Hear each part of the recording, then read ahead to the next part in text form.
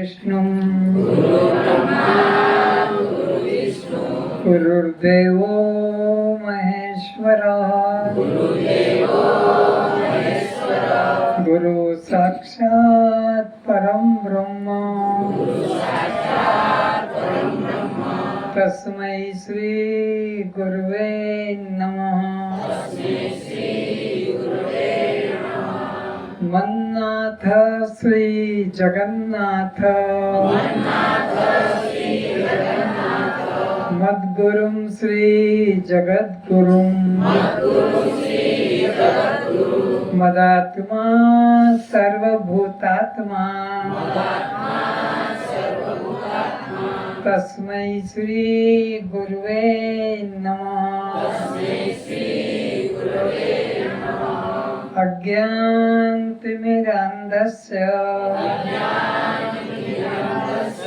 ज्ञानाञ्जनशलाकया चक्षुरुन्मिलितं येन तस्मै श्री गुरुवे नमः। अखण्डमण्डलाकारं व्याप्तं येन सचराचरं तत्पदं दर्शितं येन तस्मै श्री गुरुवे नमः। असतो मा सद्गमय तमसो मा ज्योतिर्गमय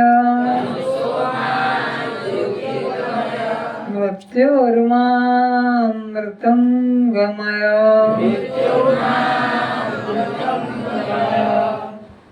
ओम शांति शांति शांति।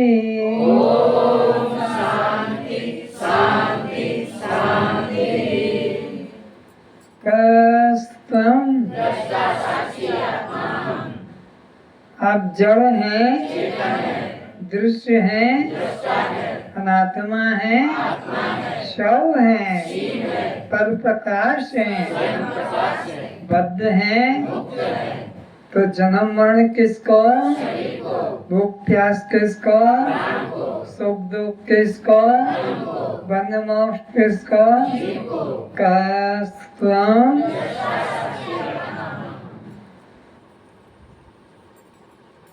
सभी अपने मंगल नेत्रों को खोलें।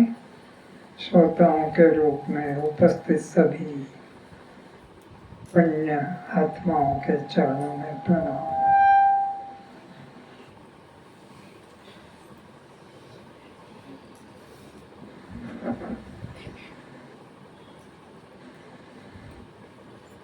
वही जीवन धन्य है जो मानव जीवन प्राप्त कर आत्मा का अनुभव कर सके। जिसने आत्मा का अनुभव नहीं किया और विषय भोगों में रक्त है, वासनाओं से ग्रसित है, वो आकृति से मनुष्य है,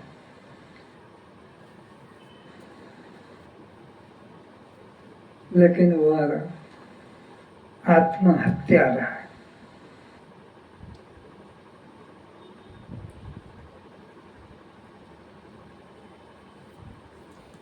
उम्र क्षीण होने के पहले, बुढ़ापा आने के पहले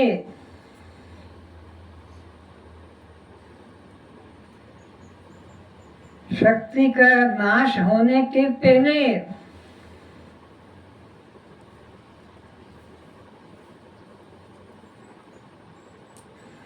जिसने आत्मा को जान लिया वो जीवन धन्य है।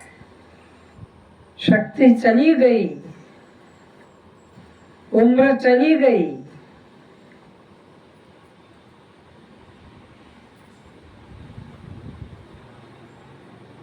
फिर कुछ हाथ नहीं आएगा। इसलिए बुढ़ापा आने के पहले, शक्ति क्षीण होने के पहले, वासनाओं की पूर्ति करने के पहले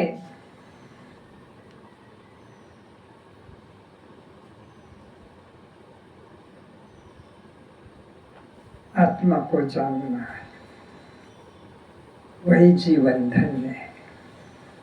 अष्टावक्र जी राजा जनक से पूछते हैं, बता, मैं तेरे सामने इतने दिन से सत्संग कर रहा हूँ, सत्य चर्चा कर रहा हूँ, और तू गर्दन हिलाता हुआ सुनता भी आ रहा है। तूने कुछ ग्रहण किया? तूने कुछ समझा कि खाली गर्दन हिलाता रहा?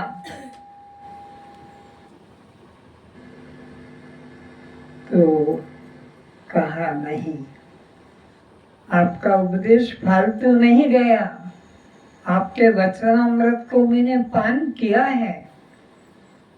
तो क्या किया? बोले ये जो बदल रहा है अनादिकाल से अनंत अनंत रूपों में, ये जो बदल रहा है, जिसे मैं देख रहा हूँ, जिसे मैं देख रहा हूँ, ये बचपन कहाँ चला गया? किशोर अवस्था कहाँ चली गई? जिसे मैं देख रहा हूँ अपनी आंखों से, अपनी बुद्धि से, ये युवा अवस्था कहाँ चली गई? ये वृद्ध अवस्था कहाँ से टपक गई? जो देख रहा है बदलते हुए, सो हम, वह मैं हूँ। ये जो बदल रहा है अनादिकाल से अनंत अनंत रूप नाम लेकर, योनिया लेकर, ये बदलने वाला नश्वर शरीर में, ये पक्का कर लो, ये है सत्संग का सार। और कहानी किससे रट लेना वो नहीं है, मुख्य यही है कि मैंने कितना आत्मभाव को धारण किया है, देह भाव मेरा कितना मन से निकल गया है, बस उतना ही सत्संग है। तो अष्टावक्र जी राजा जनक को आगे उपदेश करते हैं। अष्टावक्र जी कहते हैं, मनुष्य को मुक्त होने में ज्यादा समय नहीं लगता। समय वहाँ लगता है जहाँ साध्य पदार्थ दूर हो, हमसे दूर है। जैसे ये मकान, सत्संग भवन तुम्हारे सबके अपने अपने घरों से दूर है, तो यहाँ आने में समय लगता है, साधन लगता है, और तब तुम यहाँ आते हो। मुक्ति ऐसा साध्य पदार्थ नहीं है जिसके लिए हमें साधन के करके और पाना हो। नित्य स्वभाव है मुक्ति, नित्य हमारा स्वभाव है। कैसा स्वभाव है? जैसे बर्फ को शीतल करने में कोई साधन, अग्नि को मधुर उष्ण करने में कोई साधन, चीनी को मधुर करने में कोई साधन, क्यों नहीं? क्योंकि वो है उसका स्वभाव है। तो जो जिसका स्वभाव होता है उसे पाने के लिए कोई साधन करना नहीं पड़ता है। आत्मा मुक्ति मेरा स्वभाव है। कैसा? अग्नि की गर्मी की तरह, बर्फ की शीतलता की तरह, चीनी की मधुरता की तरह, नीम के कटुता की तरह मेरा मुक्ति स्वभाव है। इसमें साधन की कोई जरूरत नहीं। साधन जहाँ है सो तो तुम लक्ष्य से दूर हो गए, लक्ष्य से वंचित हो गए। साधन अनित्य पदार्थों के लिए होता है। जो जो पदार्थ अनित्य हैं, हमसे दूर हैं, उन्हें पाने में साधन लगेगा। बिना साधन के वो नहीं मिलेंगे। लेकिन बाकी तो आत्मा, परमात्मा, आनंद, ये मेरा सहज स्वभाव है। जैसे दीपक में प्रकाश करते ही अंधकार विलीन हो जाता है, घर के अंधकार को दूर करने के लिए तुम झाड़ू लगाओ, डंडा लगा घुमाओ, ढोलक बजाओ, ताली बजाओ, कीर्तन करो। घर के अंधकार को दूर करने के लिए कुछ उच्चारण करो। केवल दीपक जला लो और कोई साधन करने की जरूरत नहीं। अंधकार जब हटेगा जब प्रकाश होगा। प्रकाश हो गया तो फिर अंधकार को हटाने के लिए कोई साधन करने की जरूरत नहीं है। क्यों कि अंधकार की कोई सत्ता ही नहीं है प्रकाश के सामने। प्रकाश हुआने कि अंधकार विलीन हो जाएगा। उसे फिर झाड़ू लगा के, डंडा मार के, गाली देकर, ढोलक बजाकर भगाने की जरूरत नहीं होती है। एक घर की घटना है। बहू रानी ससुराल जा रही है, अपने डोली में बैठ के। तो चलते चलते संध्या का समय हो गया। यही समय था।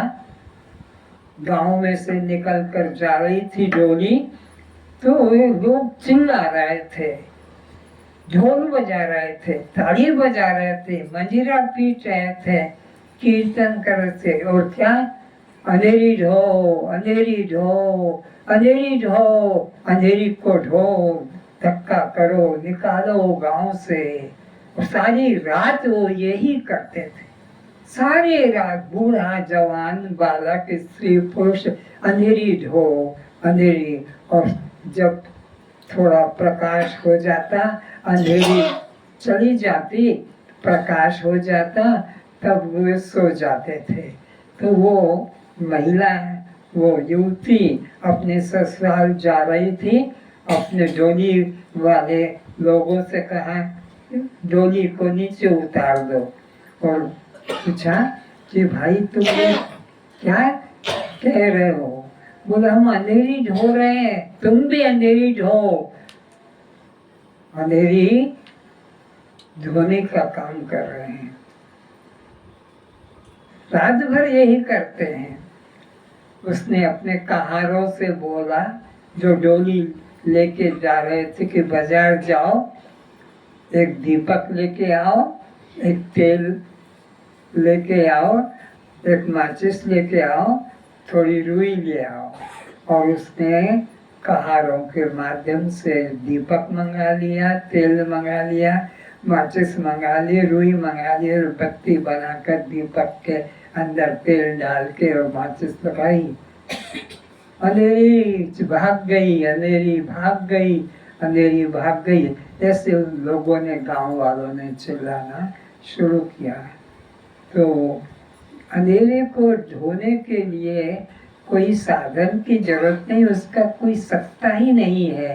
केवल प्रकाश का अभाव, प्रकाश का अभाव ही अंधेरी है। प्रकाश हुआ कि अंधेरी का नाम भी निशान नहीं है। तो इसी प्रकार बंधन का नाम निशान भी नहीं है। बंधन से मुक्त हो, बंधन से मुक्त हो, बंधन को निकालो। अरे बंधन की कोई सत्ता ही नहीं है, अपने स्वरूप का अज्ञान मात्र है। अपने स्वरूप का ज्ञान होते ही अज्ञान नाम की कोई वस्तु नहीं, जीव सब मुक्त है। तो मुक्ति को पाने के लिए कोई साधन की जरूरत नहीं है। मुक्ति हमारा स्वभाव है, केवल अज्ञान को हटाना है। उसे दूर करने में समय नहीं लगता। तो बंधन को दूर करने में कोई समय नहीं लगता है। अज्ञान हटते ही मैं नित्य शुद्ध बुद्ध मुक्त हूँ, ऐसा आभास सबको हो जाता है, बच्चे बच्चे को हो जाता है। अज्ञान हटते ही, प्रकाश करते ही, जैसे अंधकार ढूंढने को भी नहीं मिलता है, ऐसे ही आत्मा का बोध हो जाने पर कि मैं दृष्टा आत्मा हूँ, साक्षी आत्मा हूँ, नित्य शुद्ध बुद्ध आत्मा हूँ, बोध हो गया कि फिर बंधन नाम का कुछ पदार्थ नहीं। दीपक में ज्योति प्रकट करने में ही समय लगता है।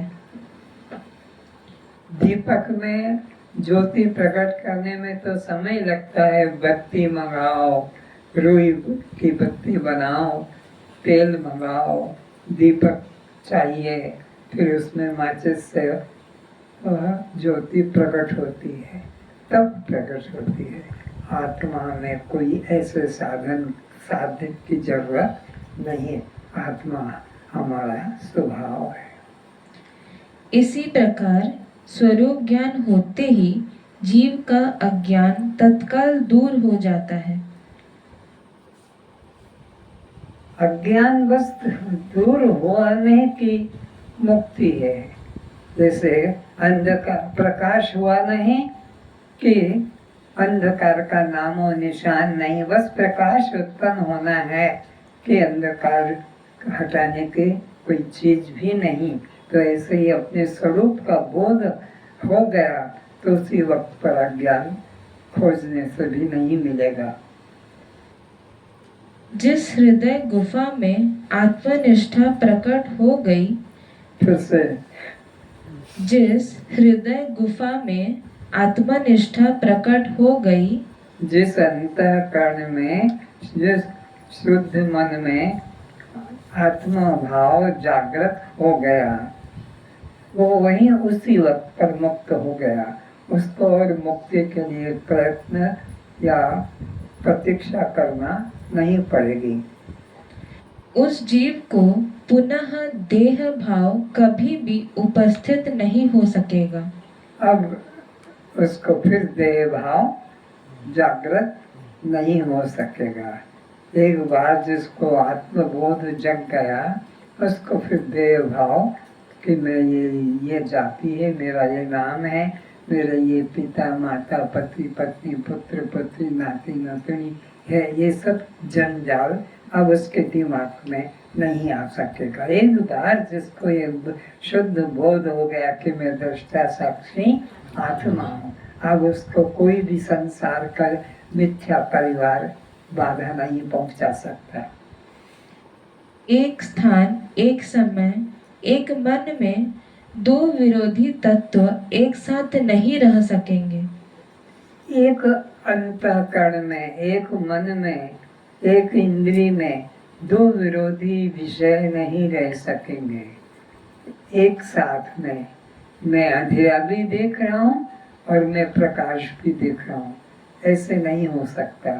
एक ही जीवा पे मैं कड़वा भी चख रहा हूँ और उसी जीवा पे मैं मीठा, उसी समय वो मधुर भी लग रहा है और कड़वा भी लग रहा है। अंधकार को भी देख रहा हूँ और प्रकाश को भी एक समय में, एक आगे पीछे होता है लेकिन एक समय में एक साथ नहीं हो सकता। जैसे अग्नि जल, धूप छांव। अब ये कभी साथ साथ जल को और अग्नि को एक साथ एक कटोरे में, एक बर्तन में नहीं रख सकते हो। धूप और छांव को भी एक स्थान पर दर्पण में नहीं रख सकते हो। इसी तरह एक कड़वा और मीठा एक जीवा पर एक साथ नहीं रख सकते हो। अमृत मृत, अंधकार प्रकाश, द्वैत भाव अद्वैत भाव इत्यादि। इसी तरह एक ही मन में भेद भाव और एक ही मन में अभेद भाव नहीं रह सकता है। भेद है तो अभेद नहीं, अभेद है तो वहाँ भेद नहीं हो सकता। इस प्रकार एक ब्रह्म दृष्टि होने से सब दृश्य संसार एक ब्रह्म रूप ही प्रतीत होने लगेगा। फिर से इस प्रकार एक ब्रह्म दृष्टि होने से सबके प्रति हमारी सिया राम में सब जग जाने करम प्रणाम जोर जुग पानी। अगर हमारा सबके प्रति ये भाव आ गया तो कौन तुम्हारा इसमें शत्रु है, कौन तुम्हारा इसमें मित्र है? सब में एक भाव आ गया। अब उसके अंदर कभी शत्रु भाव भेदभाव नहीं रह सकेगा। तो एक ब्रह्म भाव आ गया तो फिर उसके द्वारा उसमें द्वैत दृष्टि नहीं रहेगी। ब्रह्म दृष्टि सब में एक हो गई तो फिर उसमें भेद दृष्टि नहीं रहेगी। एक ब्रह्म दृष्टि होने से सब दृश्य संसार एक ब्रह्म रूप ही प्रतीत होने लगेगा। सब भगवान के रूप में, जगन्नाथ के रूप में, विश्वनाथ के रूप में प्रतीत होने लगेंगे। फिर दो दिखाई नहीं पड़ेंगे।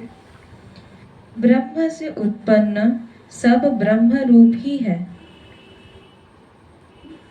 ब्रह्म से जो वो उत्पन्न होता है, नीम से जो भी उत्पन्न बनेगा वो कड़वा ही होगा। गुड़ से, आखू से, शुगर केन से, मिश्री से, शक्कर से जो बनेगा वो कड़वा होगा, मीठा ही होगा। तो ब्रह्म से जो भी उत्पन्न हुआ है सब ब्रह्म रूप ही होगा, अन्य नहीं।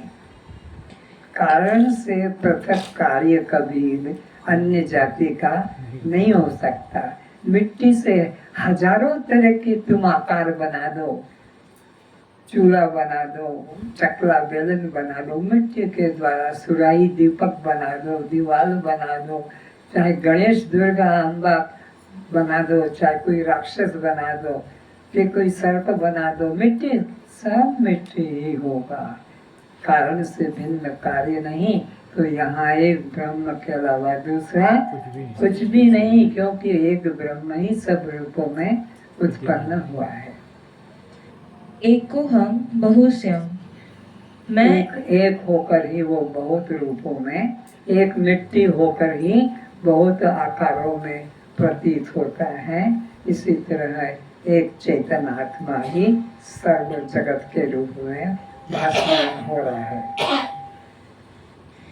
मैं एक से ये मेरी गर्दन घूमने से वो चिल्लाता है, तो मेरी गर्दन को मैं मोड़ लेता हूँ। अच्छा, मैं एक से अनेक हो जाता हूँ। फिर कांदू जी। अच्छा, हाँ, फिर से। मैं एक से अनेक हो जाता हूँ। ऐसा परमात्मा ने विचार किया। एको हम बहुश्यामी, मैं एक से अनेक हो जाता हूँ। फिर वही ब्रह्मा बन गया, विष्णु भी बन गया, शंकर बन गया, दुर्गा गणेश बन, सब वही बन गया। एक ब्रह्म ने ये विचार किया कि मैं एक से अनेक होता हूँ और वह यह सब हो गया। इस आत्म स्वरूप परमात्मा से ही जीव प्रलय काल से पूर्व जैसा जहाँ था उसी अनुसार सृष्टि काल में प्राण, मन, इंद्रिय एवं मन आदि सहित उसकी वासना अनुसार उसे वही जन्म प्राप्त हो जाता है। तो पहले जन्म में जो वासना की थी, उसके बाद में अगला जब जन्म लेता है तो प्रारब्ध के अनुसार वर्तमान जीवन होता है। फिर से पढ़ो। इस आत्म स्वरूप परमात्मा से ही जीव प्रलय काल से पूर्व जैसा प्रलय काल से पूर्व जो जो भाव मन में रखा हुआ था, फिर वैसा वैसा ही भावना से यह वर्तमान शरीर निर्मित होता है। प्रलय काल से पूर्व जैसा जहाँ था उसी अनुसार सृष्टि काल में प्राण, मन, इंद्रिय एवं वैसे ही प्राण, मन, इंद्रिय, ज्ञानेन्द्रिय, कर्मेंद्रिय, ये सब उसी अनुसार पूर्व जन्म के संस्कार के अनुसार वर्तमान जीवन बनता है। एवं मन आदि सहित उसकी वासना अनुसार उसे वही जन्म प्राप्त हो जाता है। किंतु ब्रह्म ज्ञानी का पुनर्जन्म नहीं होता। किंतु जो ब्रह्म ज्ञानी होता है उसका पुनर्जन्म नहीं होता है। उसका जीवन कैसा होता है? चावल की तरह होता है। अज्ञानी का जीवन धान की तरह होता है। धान को आप जितनी बार भी खेत में डालो अनेक अनेक होता चला जाता है। लेकिन चावल को खेत में डालो, अनेक चावल को खेत में डालो, एक धान को खेत में डालो, अनेक अनेक धान बन जाएंगे। पर अनेक चावल को खेत में डालो तो एक भी चावल बन नहीं पाएगा। तो अज्ञानी का पुनर्जन्म होता है क्योंकि उसकी वासना है। ज्ञानी के जीवन में वासना नहीं है, कर्ता भाव नहीं है, इसलिए उसका पुनर्जन्म नहीं होता है। तो हमें चावल की तरह बनना है, निरावरण, देह भाव से रहित। धान देह भाव से, छिलके से, आवरण से ढका हुआ है, लेकिन चावल के ऊपर कोई छिलका आवरण नहीं है। इसलिए चावल का पुनर्जन्म ज्ञानी के ऊपर भी नाम का छिलका, जाति का छिलका, पद का छिलका, ये अपने ऊपर संबंधियों का छिलका नहीं है ज्ञानी के ऊपर, इसलिए उसका पुनर्जन्म नहीं। अज्ञानी का नाम, रूप, जाति, आश्रम, संबंध सब के अहंकार आवरण ढके हुए हैं, इसलिए उसको यथामति तथा गति, जैसी मति होती है उसी हिसाब से उसकी गति होती है। वह तो देहाध्यास से दूर होते ही ब्रह्म से एकत्व हो जाता है। जिस क्षण देह अध्यास खत्म हुआ तो ब्रह्म से एक हो जाता है। चावल होते ही वो मुक्त हो जाता है। जिस क्षण धान छिलका हटा, धान का छिलका हटा, उसी वक्त पर वह मुक्त हो जाता है। फिर उसको पुनर्जन्म लेना नहीं पड़ता। छिलका हटते ही तो देह भाव हटा, उसी वक्त वो ब्रह्म भाव में स्थित हो जाता है। नदी सागर की तरह। नदी कब तक नदी कहलाएगी? नदी का अहंकार नदी को कब तक है? जब तक सागर में वो एकत्व नहीं हुई। जिस क्षण नदी सागर में एक हो गई उस वक्त फिर वो नदी नहीं सागर ही है। तो जीव तभी तक 84 के चक्कर में बहता है, भटकता है, जब तक कि यह अपने को परमात्मा से दूर मानता है। जहाँ परमात्मा के साथ एकत्व का अनुभव हो गया तब इसका आवागमन समाप्त हो गया। ज्ञानी की ज्ञान समकालीन मुक्ति होती है। ज्ञानी की तत्काल ही मुक्ति होती है, उसके लिए कोई साधन करना पड़ता नहीं, समय की अपेक्षा रहती नहीं। साधन जिस वक्त पर अपने आत्मा का बोध जगा उसी वक्त पर यह ब्रह्म हो जाता है। तो आवश्यकता है देह भाव से मुक्ति की। देह भाव जहाँ छूटा कि वह आत्मा ही है, आत्मा होने के लिए कोई साधन की जरूरत नहीं। वासना ही संसार है। इस वासना ही संसार है। वासना ही, कोई भी वासना करो, स्वर्ग की, वैकुंठ की, सिद्धि की, किसी भी चीज की वासना करो, वासना ही बंधन का कारण है और निर्वासना होना ही मुक्ति का साधन है। वासना करना ही अज्ञानता है। इसलिए सभी वासनाओं का त्याग कर, तो जिस ज्ञानी ने, जिस वैरागी ने सभी प्रकार की दैहिक, दैविक और भौतिक तीनों तरह के वासनाओं का त्याग कर दिया है, देह के संबंध में भौतिकता के संबंध में और किसी अन्य लोक विशेष की सिद्धि में लगा है, तीनों का त्याग कर दिया है, वह तत्काल मुक्त ही है। वासना ही बंधन है, निर्वासनिक ही मुक्ति है। वासना के त्याग से ही संसार का त्याग है।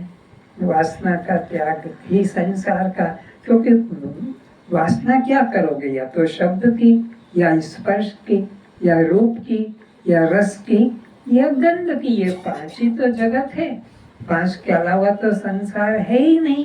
तुम जहाँ भी दृष्टि डालो, या तो कोई नेत्र का विषय होगा, या वहाँ कोई कान का विषय होगा, या कोई त्वचा का विषय होगा, या कोई जिह्वा का विषय होगा, या कोई नासिका का। इसके अलावा तो तुम संसार ढूंढ ही नहीं सकते हो। संसार बस मिलेगा तो पांच क्षेत्रों में मिलेगा, शब्द, स्पर्श, रूप, रस, गंध। तो ये कुल संसार है। तो जिसने वासना का त्याग कर दिया वो तत्काल मुक्त है। और वासना ये पांच ही प्रकार की होती है, पांचों निर्वासनिक बन जाओ। सब लोग कोई प्रकार की वासना मन में मत रखो, मिल गया पेट भरने के लिए बस संतुष्ट रहो। और मेरी बिल्डिंग बन जाए, गाड़ी आ जाए, मेरे हीरे जवाहरात के अलंकार बन जाए, नाना प्रकार की वासना मत करो कि पुत्र पौत्र हो जाए इत्यादि। फिर मन चाहे जहाँ विचरण करे, कुछ भी बंधन नहीं है। फिर मन चाहे जहाँ विचरण करे, निर्वासनिक व्यक्ति मन चाहे फिर जहाँ विचरण करे, उसे बंधन नहीं है। अष्टवक्र जी कहते हैं कि यह संसार मृग मरीचिका जल की तरह सत्य एवं सुख रूप भासमान हो रहा है। मृग मरीच का नीर एक दृष्टांत दिया जाता है। मरुस्थल में जहाँ बालू रेती है, दूर तक पहाड़, घाटियाँ, सड़कें, बस बालू रहती है, तो उसको क्या लगता है वहाँ पानी है, वहाँ दौड़ के जाता है। यहाँ नहीं, वहाँ पानी है, फिर दौड़ के जाता है, और दौड़ते दौड़ते जल को खोजते हुए और प्यासा मर जाता है। पर पानी मरुस्थल में, तो ये संसार भी मरुस्थल की तरह है। इसी में पत्नी सुख दे देगी, पति सुख दे देगा, बेटा सुख दे देगा, बेटी सुख दे देगी, तो मेरा यह घर सुख दे देगा, कि मेरे अलंकार कपड़े सुख दे देंगे। इसी में सुख खोजते खोजते सुख की तलाश में तड़प तड़प के मर जाता है, पर सुख मिलता नहीं। सुख स्वरूप है आत्म अपना, खबर नहीं नरखर को रे। ये गधे, खर कहते हैं गधे को, ये मनुष्य रूपी गधा बोझा ढोने में बस होशियार, बोझा ढो रहा है, सुख की कहीं प्राप्ति होती नहीं। संसार में सुख है ही नहीं, मरुस्थल में सुख है ही नहीं। इसीलिए हमारे मन में किसी विषय के प्रति सुख बुद्धि एवं आसक्ति होती है। अज्ञानता के कारण हमारे मन में संसार के अनित्य पदार्थों में सुख बुद्धि होती है नहीं, सुख बुद्धि करते हैं और उसी में जीवन को नष्ट कर देते हैं। इसलिए संसार को अनित्य जानो, मरुस्थल के जल की तरह जानो, मृग मरीच का नीर की तरह है नहीं, भ्रम हो रहा है। और जगत में सुख बुद्धि अपने स्वरूप अज्ञान से होती है।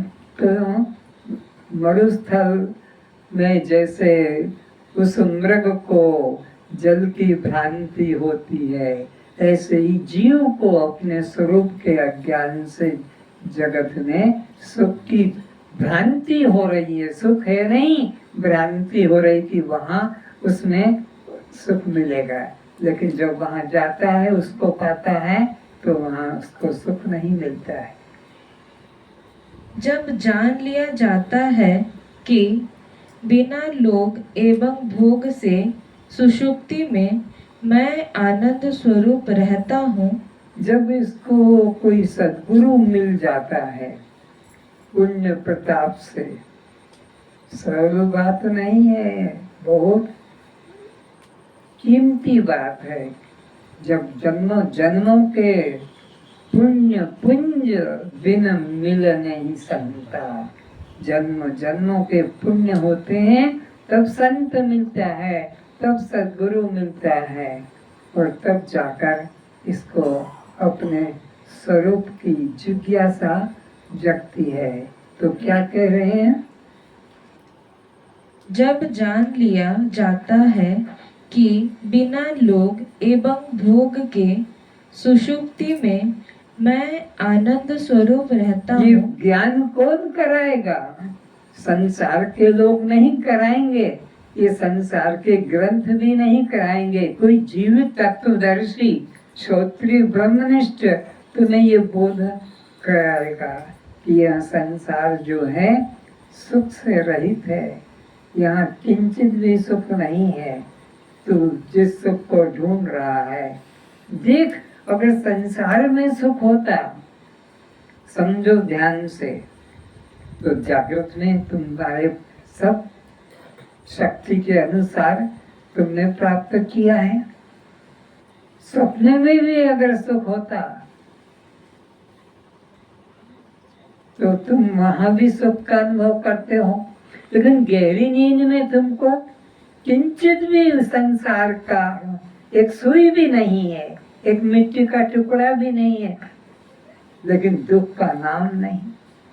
अगर संसार के पदार्थों में सुख होता तो गहरी नींद में किसी को भी सुखानुभूति बोलो नहीं होती, लेकिन दुख की किसी को अनुभूति नहीं। दुखी से दुखी, गरीब से गरीब, रोगी से रोगी, मूर्ख से मूर्ख को भी गहरी नींद में आज तक किसी ने नहीं कहा कि रात को मैं गहरी नींद में सोया था और बहुत दुखी था, ऐसा किसी ने नहीं कहा, बल्कि मैं सुख से सोया और मुझे कुछ पता नहीं चला रात कब बीत गई, कौन मेरे पास आकर बच्चा सो गया कि पति सो गया कि पत्नी सो गई, मुझे कुछ पता नहीं चला, रात बीत गई बिना पदार्थ के, बिना भोग के। तो ये सिद्ध होता है कि भोग के लिए पदार्थों की जरूरत नहीं। पदार्थों से भोग मिला होता तो गहरी नींद में किसी को भी सुखानुभूति नहीं होती, और पदार्थों से सुख मिलता होता तो जागृत में तो सबके पास अपने मन चाहे सामान है, लेकिन कोई को भी सुख शांति नहीं। बिना लोक एवं भोग के सुषुप्ति में मैं आनंद स्वरूप रहता हूँ, वही मैं जागृत काल में भी आनंद स्वरूप हूँ। ऐसा क्यों नहीं सोच लेते हो? क्या तुम्हारा दिमाग में ये रोग घुस गया कि ये मिलेगा तो सुखी बनूंगा, ये मिलेगा तो सुखी बनूंगा? गहरी नींद में कुछ भी नहीं था तो तुम पूर्ण सुख स्वरूप थे। तो यही दिन में भी सोच लो कि बिना विषय के मैं सुख स्वरूप हूँ, मैं आनंद स्वरूप हूँ, और बाकी ये तो सब शरीर की अवस्था है। मिट्टी कहो, जल कहो, तेज कहो, वायु कहो, आकाश, ये पंचभूत तो शरीर की व्यवस्था के लिए है, आत्मा के लिए, आनंद के लिए इनकी कोई आवश्यकता नहीं। क्योंकि गहरी नींद सबका अनुभव है प्रति रात्रि का। प्रति रात्रि में गहरी नींद में कोई भौतिक पदार्थ नहीं था, लेकिन दुख भी किंचित किसी को नहीं था। तब अपने में आनंद के अभाव की भ्रांति दूर हो जाती है। तब ये बोध जग जाए कि गहरी नींद में कोई प्रकार का भौतिक पदार्थ नहीं था और दुख भी नहीं था, तो फिर तुमको इस जागृत अवस्था में सुख शांति का बोध जग जाएगा कि जब गहरी नींद में कोई भौतिक पदार्थ नहीं फिर भी सुख सोया, तो अभी भी मैं वही हूँ, अभी भी मैं वही साक्षी आत्मा हूँ जो गहरी नींद में साक्षी था, दृष्टा था, वही दृष्टा मैं अभी हूँ। तो उसको वर्तमान के जीवन में शांति मिल जाएगी अगर वो गहरी नींद के दृष्टांत से अपने को तोलेगा कि वहाँ बिना भोग के, बिना सामान के, बिना भोग लोक के मैं सुखी था, कोई भोग कोई परिवार लोक नहीं था, सुखी था, यहाँ भी मैं वही हूँ, ऐसा शांति तत्काल अनुभव में जग जाएगी। पर विचारेगा तब जब ऐसा दृढ़ बोध जागृत अवस्था में होता है, तब जाकर इस मुमुक्षु की संसार के प्रति सत्यता व सुख रूपता की भ्रांति दूर हो जाती है। फिर से जब ऐसा दृढ़ बोध जागृत अवस्था में होता है, कैसा बोध? दृढ़ बोध। जैसे गहरी नींद में बिना पदार्थ के हम सुखी थे, ऐसा ही बोध अगर जागृत अवस्था में जग जाए तो फिर तत्काल इसको मुक्ति की शांति की अनुभूति हो जाती है। तब जाकर इस मुमुक्षु की संसार के प्रति सत्यता, फिर इस संसार के प्रति सत्यता का और सुखता का भ्रम मिट जाएगा कि संसार सत्य है और सुख रूप है। ये जो भ्रम अज्ञान काल में हो रहा था, ज्ञान काल में यह जगत के प्रति सत्यता की और सुखता की बुद्धि भ्रम चला जाएगा। वह सुख रूपता की भ्रांति दूर हो जाती है। कब? जब ये सुषुप्ति का दृष्टांत दिमाग में ले आओगे कि वहाँ कोई भी भोग लोक नहीं था और दुख का किंचित भी लेस नहीं था, ऐसा ही अभी भी मैं हूँ, तो जगत का भोग तुमको आकर्षित नहीं करेगा, उसके लिए रोना नहीं पड़ेगा कि मेरा ये नहीं, मेरा ये चला गया, ये मेरे को कब मिलेगा, इस तरह मैं इसके बिना कैसे जीऊंगा, इसके बिना तो मेरा जीवन निराश निर्बल हो जाएगा, ऐसा नहीं बोध होता है। फिर बाधितानुवृत्ति से जीवन व्यवहार चलता रहता है। फिर बाधितानुवृत्ति से जीवन व्यवहार चलता रहता है। बाधितावृत्ति से बाधितानुवृत्ति फिर से बाधितानुवृत्ति से जीवन व्यवहार चलता रहता है। जीवन व्यवहार तो चलता ही रहेगा पिछले अनुभव के अनुसार, बाधितानुवृत्ति के द्वारा।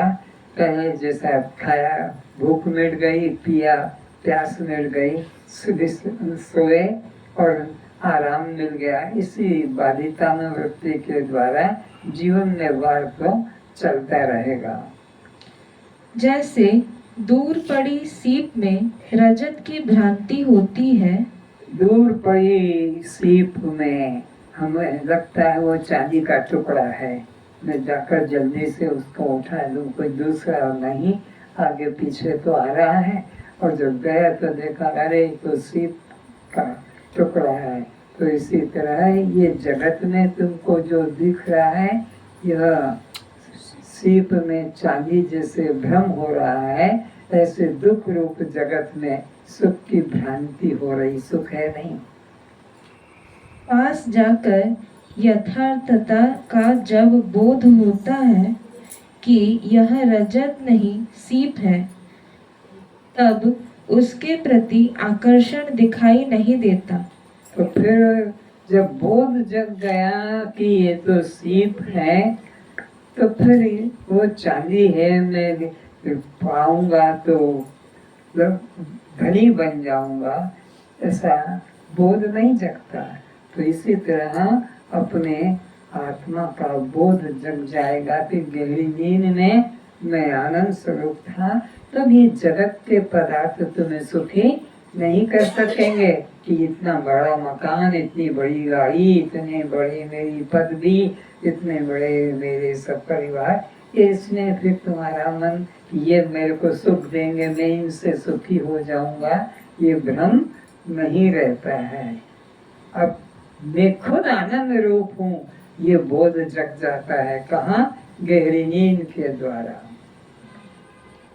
प्रकाश के रहने तक सीप रजत की तरह दिखाई पड़ने पर भी उसे उठाने की इच्छा जागृत नहीं होती।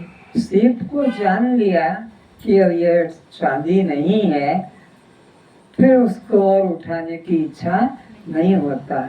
इसी प्रकार ये जगत को जान लिया कि ये सब दुख और बंधन का कारण है, फिर उसमें मोह ममता में मेरा भाव जगता नहीं कि इसको मेरा बना लो, इसको मेरी बना लो, इसको मेरे बना लो, फिर भाव नहीं जगता। जान लिया कि ये सीप में चांदी नहीं है, तो इससे जगत भी जो है यह दुख रूप है, इसमें सुख का नाम नहीं है। अगर इसमें सुख का नाम होता है तो गहरी नींद में किसी को भी सुख की अनुभूति होती, सबको है अनुभूति, जबकि जगत का कोई भी पदार्थ वहाँ पर नहीं है। वासना के 3 भेद हैं, देह वासना, शास्त्र वासना, फिर से वासना के 3 भेद हैं। वासना के 3 तरह के भेद है, देह वासना, शास्त्र वासना और लोक वासना। इस तरह से 3 प्रकार के वासनाओं के भेद है। क्या क्या है देह वासना में, और क्या क्या है शास्त्र वासना में, और क्या क्या है लोक वासना में। इसे अष्टावक्र जी अब समझा रहे हैं जनक को। देह वासना, देह से सदा सुंदर, शक्तिशाली, ये सबको वासना है, मैं सबसे सुंदर रहूं, सबसे अधिक बलवान रहूं, सबसे अधिक धनवान रहूं, सबसे अधिक ज्ञानवान रहूं, सबसे अधिक ऊंचा पहलवान बनूं इत्यादि। ये देह वासना। दीर्घ जीवी निरोग बना रहूं। क्या हो गया? दीर्घ जीवी निरोग, आवाज बंद हो गया। दीर्घ जीवी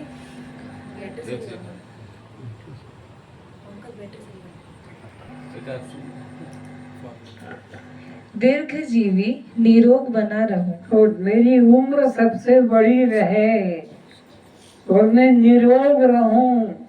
ये सब किसको? देह वासना वाले को। 3 वासना, देह वासना, शास्त्र वासना और लोक वासना। तो देह वासना वाला देह संबंधी विचार मन में बनाए रखता है कि मेरी उम्र सबसे बड़ी हो जाए, मैं निरोग रहूं और मैं अमर रहूं, कभी मरूं नहीं। आगे, कभी बीमारी, निर्बलता, मृत्यु न हो। कभी न मुझे कोई बीमारी आए और न मैं मृत्यु को प्राप्त हूँ, अमर रहूं, निरोग रहूं, स्वस्थ रहूं, सबसे महान रहूं। सब मेरी ओर देख आकर्षित हो, ऐसा फैशन, श्रृंगार, वस्त्र, अलंकार आदि धारण करना।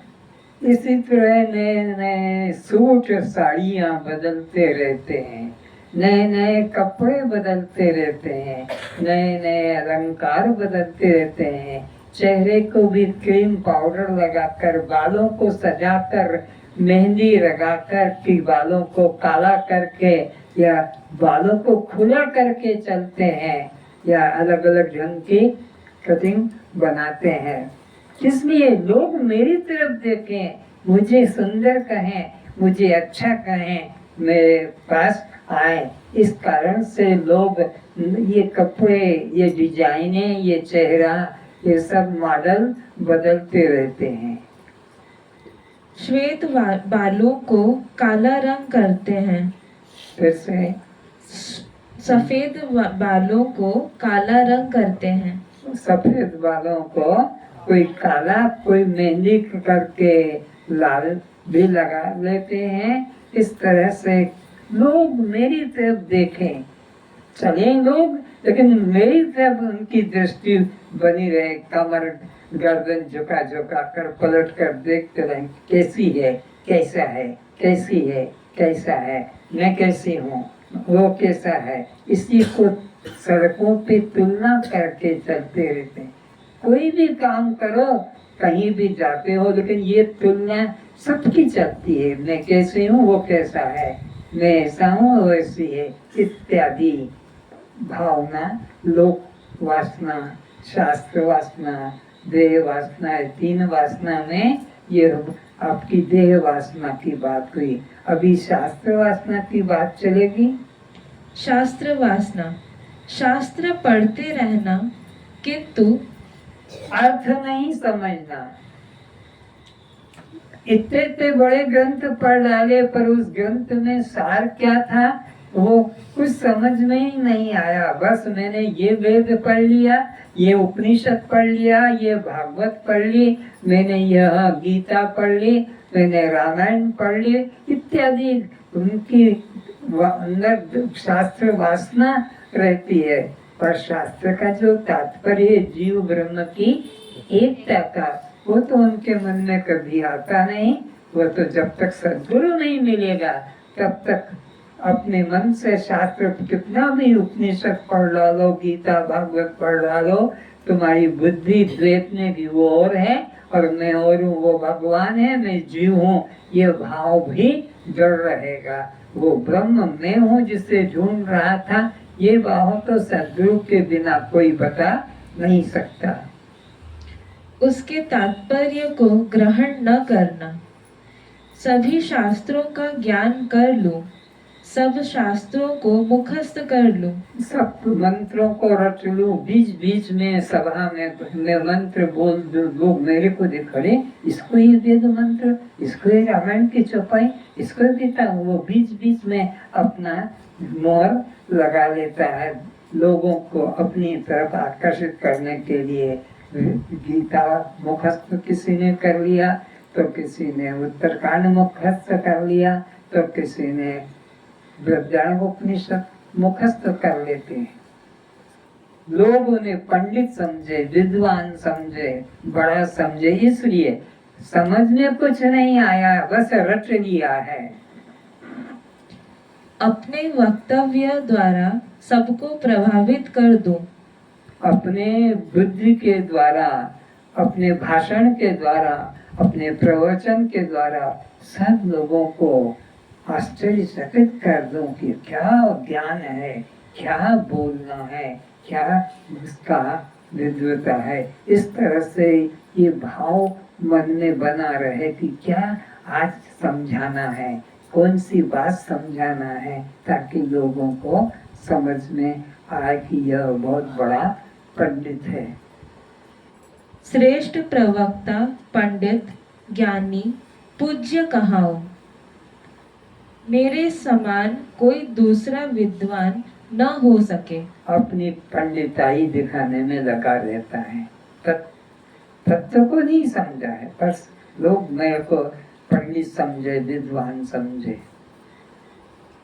शास्त्रार्थ में तर्क से अन्य मत का खंडन एवं अपनी बात का भली प्रकार प्रतिपादन कर सकूं। दूसरे की बात का, सिद्धांत का खंडन कर दूं कि वो गलत है और मैंने जो बताया है बस यही सत्य है, उसी का ही प्रतिपादन करना उसका काम है पंडिताई का। वो मेरी बात सब स्वीकार करने को बाध्य हो जाए। लोक वासना।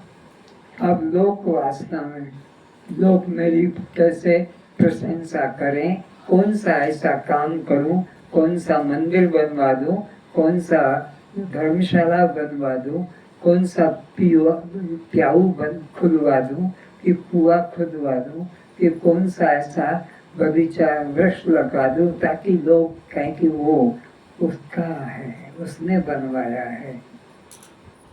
मेरी सब और जय जयकार हो, प्रशंसा हो, मेरी कोई निंदा न करे। उपरोक्त तीनों वासनाओं को मुख्य, शुद्ध एवं मलिन इन दो रूपों में देखी जाती है, जो जीव को बंधन में डालती है। एक शुद्ध वासना जो जीव को मुक्ति दिलाती है। दो वासना है, एक शुद्ध वासना, एक मलिन वासना। मलिन वासना लोक में अपनी प्रशंसा के लिए होती है, जो बंधन का कारण है, और शुद्ध वासना अपने स्वरूप के आत्मा के बोध होने वाले को होती है, जो मुक्ति को प्राप्त करता है। शुद्ध वासना वाला मुक्ति पाता है, मलिन वासना वाला बंधन को पाता है। ये तीनों प्रकार के देह वासना, शास्त्र वासना, लोक वासना, तीनों वासनाओं में जो शुद्ध वासना है वो मुक्ति की तरफ ले जाती है, और जो मलिन वासना है वो बंधन में डालती है। शुद्ध वासना परमात्मा को पाने की, मुक्ति पाने की और जीव को समस्त भौतिक वासना से मुक्त दिलाती है। जो शुद्ध वासना है वो जीव को बंधन से मुक्ति दिलाती है, दुख से निवृत्ति कराती है, अपने कल्याण के अंदर उसको प्रेरित करती है, जो शुद्ध वासना है। और मलिन वासना सत्य तरफ से हटाकर लोक में जोड़ती है कि लोग मेरी प्रशंसा करे, लोग मुझे अच्छा कहे। ये मलिन वासना वाले का भाव रहता है कि मेरी प्रशंसा सब और हो, मुझे सब लोग अच्छा कहें, ये मलिन वासना वाला। और जो शुद्ध वासना वाला है बस मैं गुरु को कैसे अपना समर्पण कर दूं, मैं आत्म भाव में कैसे दृढ़ हो जाऊं, मैं ब्रह्म भाव में कैसे स्थित हो जाऊं, इसमें उसकी वासना रहती है। अशुद्ध वासना अर्थात देह संबंधी विषय भोगों की वासना बंधन रूप होती है। तो विषय वासना, देह संबंधी वासना, ये बंधन का कारण है, ये मलिन वासना होती है। मन में प्रश्न हो सकता है कि सब वासनाओं का त्याग कर निर्वासनिक हो जाने से शरीर निर्वाह कैसे होगा? फिर से मन में प्रश्न हो सकता है कि मन में प्रश्न हो सकता है कि सब वासनाओं का त्याग कर निर्वासनिक हो जाने से शरीर निर्वाह कैसा होगा?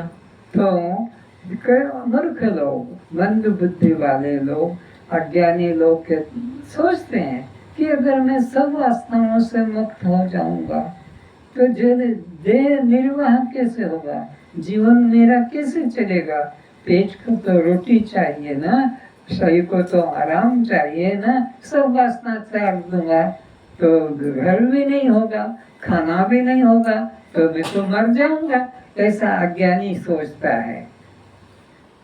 तो उस संबंध में एक बालक व पागल के जीवन से जान सकते हैं। जैसे बालक व पागल के मन में कोई वासना न होने से भी उसका जीवन निर्वाह स्वतः होता रहेगा। ये बात सबको अनुभव में आती है। ये निश्चय तुम बालक के जीवन से कर सकते हो कि बालक तो कुछ भी वासना, कोई भी वासना नहीं करता है, फिर भी उसका जीवन निर्वाह होता रहता है और वो बड़ा फिर महापुरुष बन जाता है। पर बचपन में तो कोई प्रकार की वासना नहीं, फिर भी वह अच्छे से जीवित होता है। मुमुक्षुओं के लिए अशुभ वासना का त्याग ही कर्तव्य है। तो मुमुक्षुओं को, जिनको केवल मुक्ति चाहिए, जिनको संसार कीचड़ में नहीं उतरना है, जिनको संसार नरक में नहीं जाना है, जिनको केवल मुक्ति चाहिए, केवल परमात्मा को, आत्मा को अनुभव करना है, उन लोगों को कोई प्रकार की मन में वासना कामना नहीं करना चाहिए। वासना ही दुख और बंधन का कारण है। अपनी कल्याण संबंधी वासना का त्याग नहीं करना है। अपने कल्याण संबंधी वासना कि मुझे ज्ञान हो जाए, मुझे मुक्ति मिल जाए, मुझे सद्गुरु मिल जाए, इन वासना का त्याग नहीं करना है। भोग संबंधी, जगत संबंधी वासनाओं का त्याग करना है, लेकिन सद्गुरु मिल जाए, मुक्ति मिल जाए, ज्ञान मिल जाए, यह वासनाओं का कभी त्याग, यह तो जीव के कल्याण का साधन है। आत्मज्ञान की वासना, जीवन मुक्ति की वासना, आत्मज्ञान की वासना, जीवन मुक्ति की वासना, ब्रह्म भाव की वासना, ये वासना नहीं, ये तो वासनाओं का नाश करने वाली वासना है, बंधन का हेतु नहीं है। ज्ञानी को शुभ वासना का भी त्याग कर देना ही कर्तव्य है। ज्ञानी का मन में कोई शुभ वासना जगे, योग यज्ञ जप तप की, तो उसका त्याग कर देना भी शुभ है। ज्ञानी को इन लौकिक वासनाओं में कोई अगर ऐसी दिखते कि ये लोग की प्रशंसा का कारण है, तो उसका त्याग कर देना चाहिए। निर्वासनिक होने पर प्रारब्ध अनुसार जीवन व्यतीत होता है। प्रारब्ध के अनुसार जीवन व्यतीत होता है। ज्ञान हो जाने से और अज्ञान अवस्था में भी प्रारब्ध के अनुसार ही जीवन व्यतीत होता है। तुम चेष्टा करो कि ना करो, प्रारब्ध तुम्हारे सामने आके खड़ा हो जाएगा और वो तुम्हें भोगना ही पड़ेगा। ज्ञानी का भी प्रारब्ध के अनुसार जीवन व्यतीत होता है, अज्ञानी का भी प्रारब्ध के अनुसार जीवन व्यतीत होता है। अज्ञानी कर्म में देह में कर्ता भाव रखकर जीवन व्यतीत करता है, ज्ञानी देह में कर्म में कर्ता भाव का अभिमान नहीं करता है, सदा साक्षी भाव में ज्ञानी रहता है और मुक्त रहता है। अध्यात्म मार्ग में चलने वाले मुमुक्षु के जीवन यात्रा में वासना प्रतिबंध के कारण उसे वर्तमान जीवन में अपने आत्म साक्षात्कार का लक्ष्य पूर्ण नहीं हो सकेगा। फिर से पढ़ो। अध्यात्म मार्ग में चलने वाले मुमुक्षु के जीवन यात्रा में वासना प्रतिबंध के कारण, वासना प्रतिबंध कारण है। परमात्मा के मार्ग में चलने वाले, मुक्ति मार्ग में चलने वालों के लिए वासना प्रतिबंध का कारण है। उसे वर्तमान जीवन में अपने आत्म साक्षात्कार का लक्ष्य पूर्ण नहीं हो सकेगा। उसका वासना करेगा तो ये जो मुक्ति पाने की वासना है, यह उसकी पूरी नहीं हो सकेगी। इसलिए देह वासना, शास्त्र वासना, लोक वासना, तीनों वासनाओं का त्याग करके और अपने कल्याण के ब्रह्म के मार्ग पे चलना ही उसके कल्याण का साधन है। तब उस योग भ्रष्ट साधक के लिए परमात्मा अगला जन्म इस प्रकार का प्रदान कराते हैं कि जिसमें पिछले जन्म में उसकी अधूरी साधना जहाँ रुक गई थी एवं देहपात हो गया था, तो अब वह नया जीवन लेकर उस लक्ष्य को पूर्ण कर ले।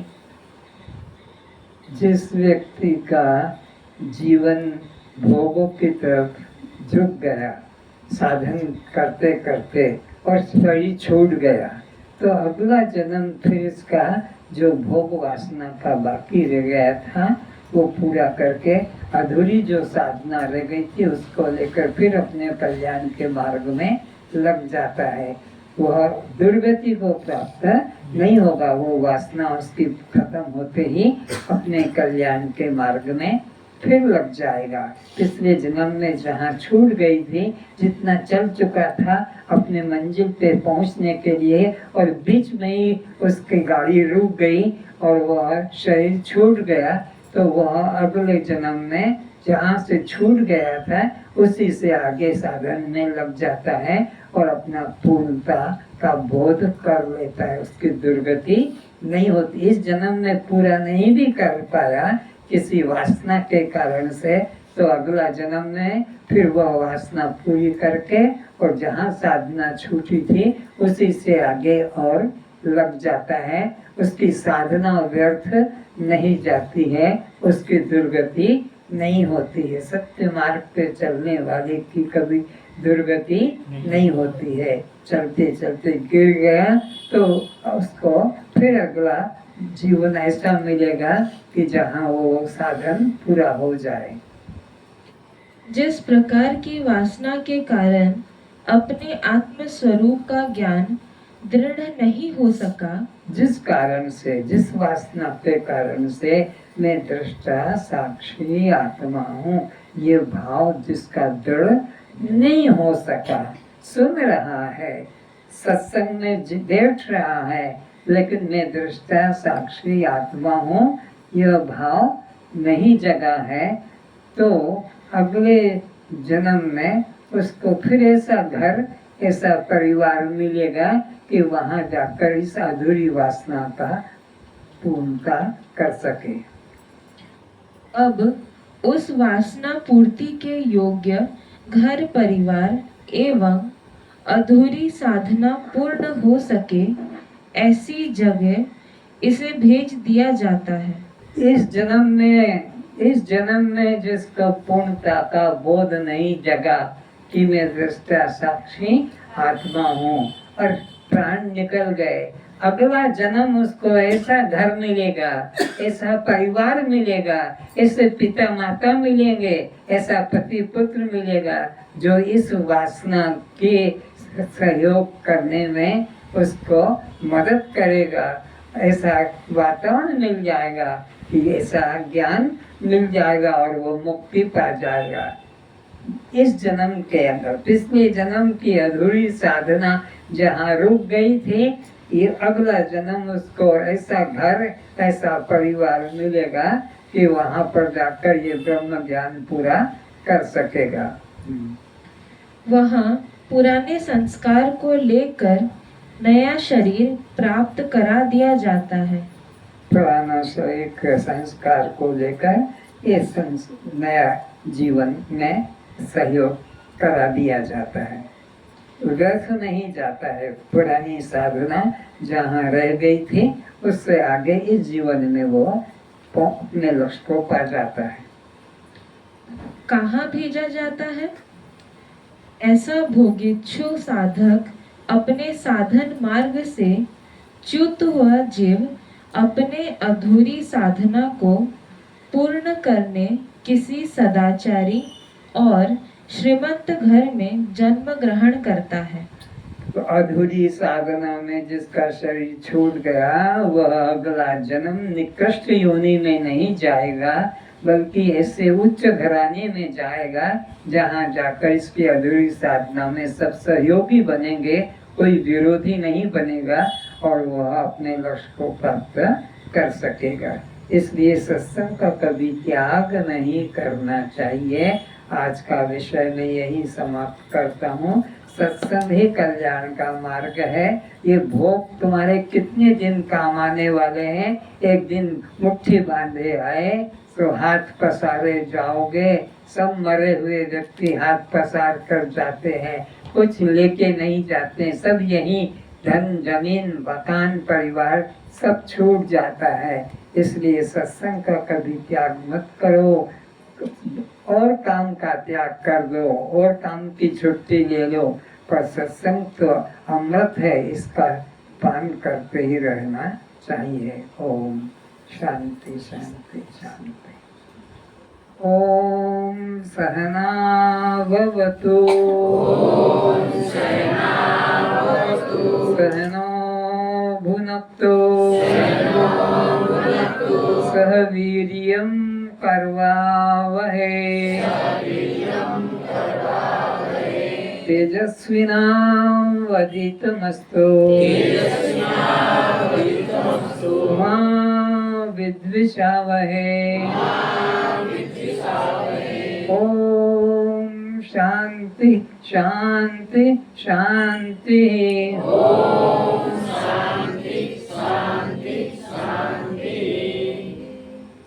कस्त्वं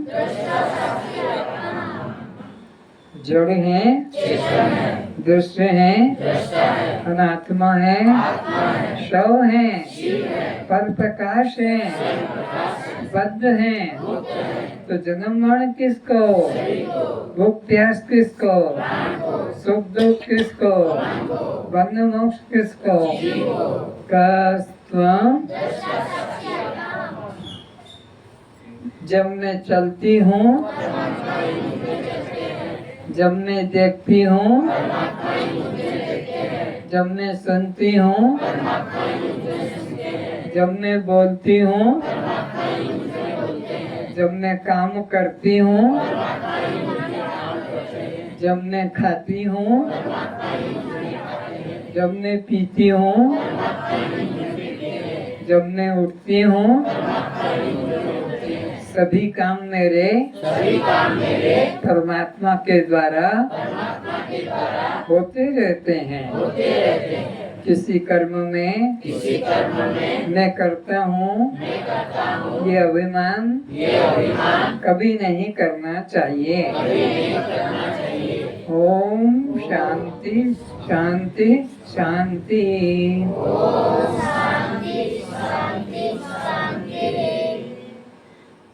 प्रसाद ले। सतगुरुदेव भगवान की